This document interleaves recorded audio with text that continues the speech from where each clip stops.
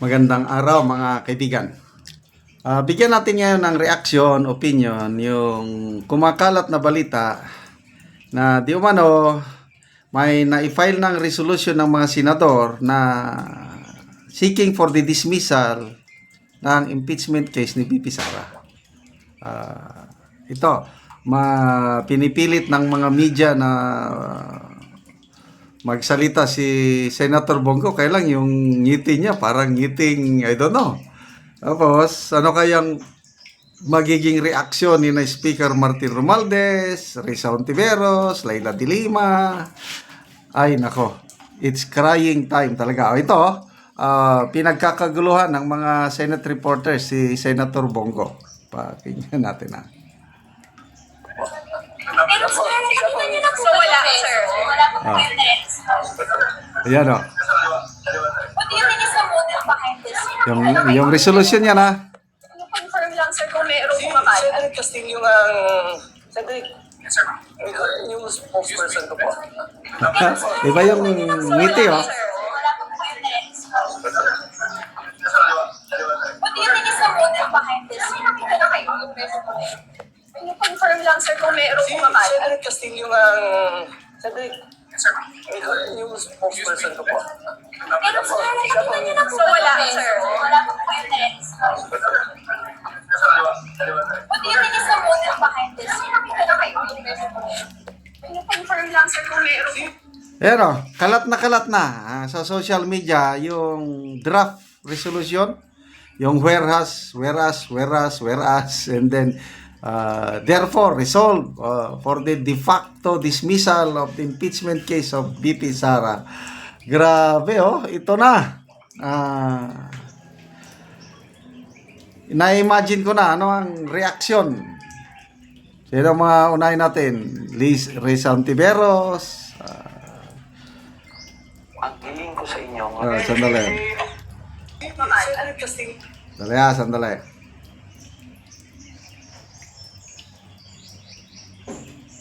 Ito, nung magsisimula yung impeachment, grabing astig ni Speaker Romualdez. The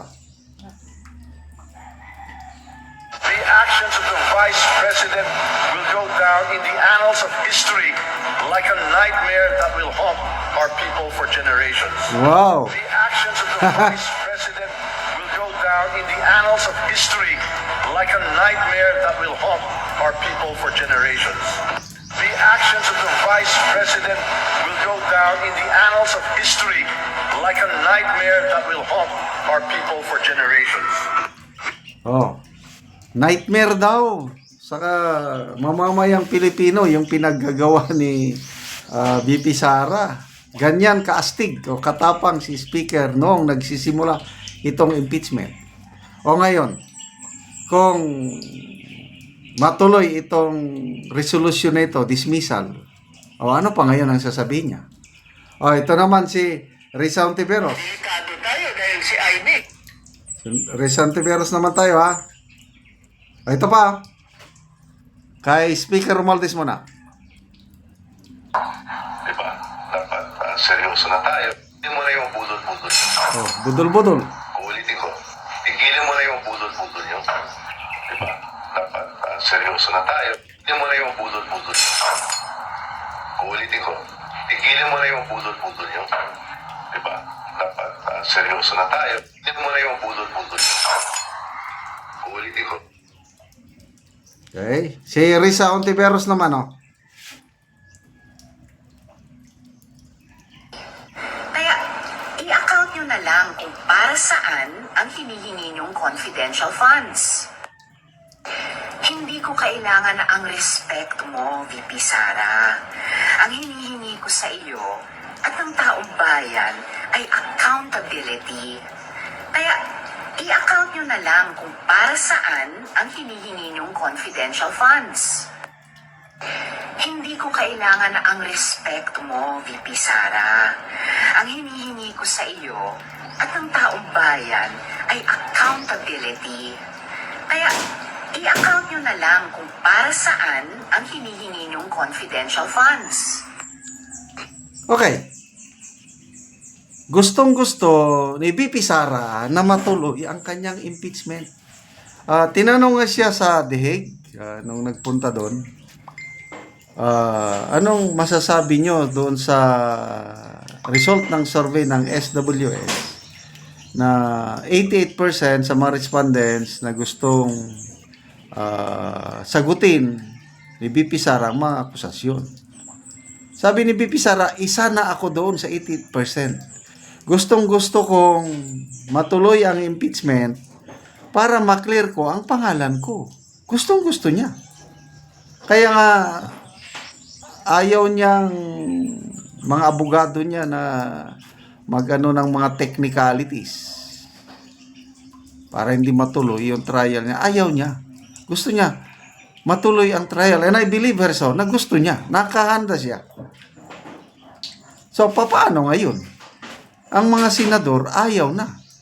And I believe na kung matuloy, kung nandyan na yung resolution, may blessing yan ng, alam na, hindi naman gagawin ng mga senador yan kung hindi nag-usap-usap yung bigla ang pag-postpone ng reading ng articles of impeachment from June 2 to June 11. Bakit nagkaganon?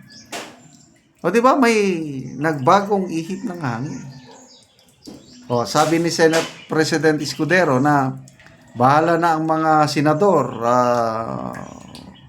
mag-decide kung ituloy o hindi yung impeachment. Majority lang kailangan, 13 senators lang. Kaya kung totoo itong resolution, pirmado ng at least 13 senators, goodbye, impeachment. Sigurado, wala na, magdadaktak naman si Hontiveros, sino pa yan, Laila de Lima, Chel Jokno, tahimik ngayon ang mga kongresista. Nasaan na sina Joel Chua, Luistro, sino pa yan, Kongkon, Ortega, tahimik na sila Nakikita ba nila na wala silang magawa sa Senado? At saludo tayo sa Senado kung totoo ito na may check and balance ba. Although ako malungkot dahil hindi na ako makakapanood ng bloodbath. Kaya lang mas maganda na ito para hindi sayang yung pera ng taong bayan na gagastusin sa impeachment na wala namang katuturan. Okay, salamat mga kaibigan sa inyong pagsubaybay sa ating channel. Nakakatulong kayo ng malaki sa tribong Talandig ng Bukidnon. Dahil ang sweldo natin sa channel na ito is pantulong sa tribo. Ngayon, namimigay tayo ng libreng yero at pako para ma-repair ang sira-sirang bahay ng tribong Talandig. Panoorin nyo ang video na ito. Karon muna ni angero nga ipanghatag sa mga tao. So muna ni sila ang tagaan. Muna ni sila.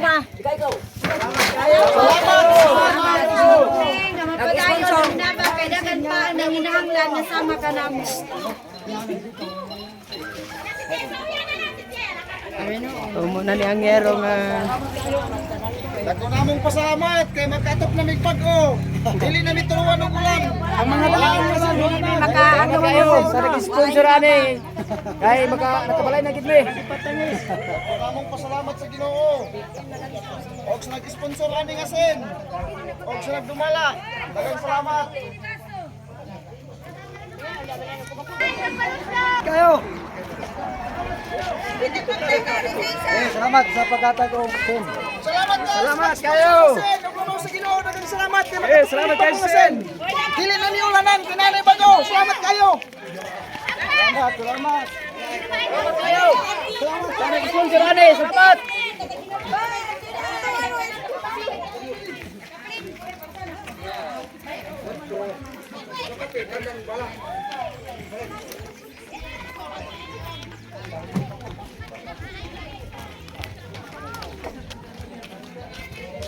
Sige.